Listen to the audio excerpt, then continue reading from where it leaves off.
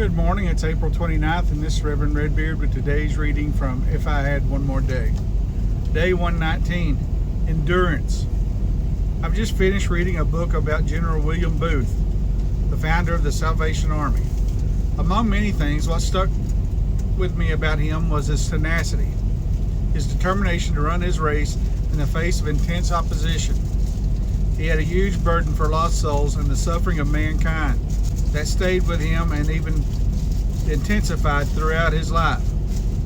William Booth would go into the poorest areas and preach the gospel, and was often met with taunting, heckles, spitting, rocks, rotten fruit, and excrement being hurled. At one point, a group called the Skeleton Army rose up to strategically, militantly, and viciously oppose Booth and the Salvation Army wherever they went. And yet Booth did not stop. He wasn't deterred. He was willing to walk in the steps of his Savior and face possible death head on. He endured, and we are to do the same. Hebrews 12:1-3 says, "Therefore, since we are surrounded by such a great cloud of witnesses, let us throw off everything that hinders and the sin that so easily entangles, and let us run with perseverance the race marked out for us. Let us fix our eyes on Jesus, the author and the perfecter of our faith, who for the joy set before him endured the cross, scorning its shame, and sat down at the right hand of the throne of God.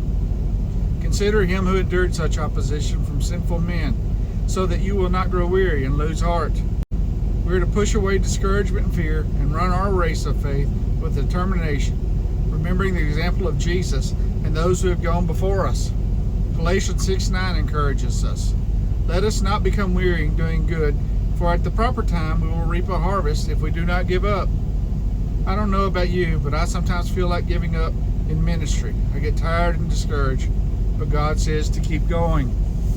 There will be opposition. Talking of his ministry plans in 1 Corinthians 16:8-9, Paul says, "But I will stay on at Ephesus until Pentecost, because a great door for effective work has opened to me, and there are many who oppose me."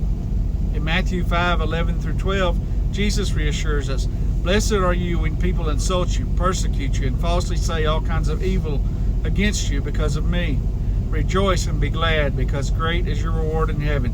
For in the same way they persecuted the prophets who were before you."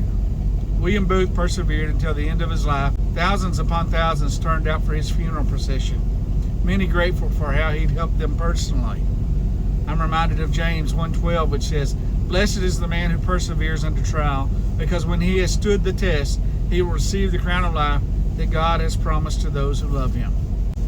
I hope this is beneficial to y'all today. I know it was for me. It was the timing on it was perfect for me today. Just pray you all have a great day. Be blessed.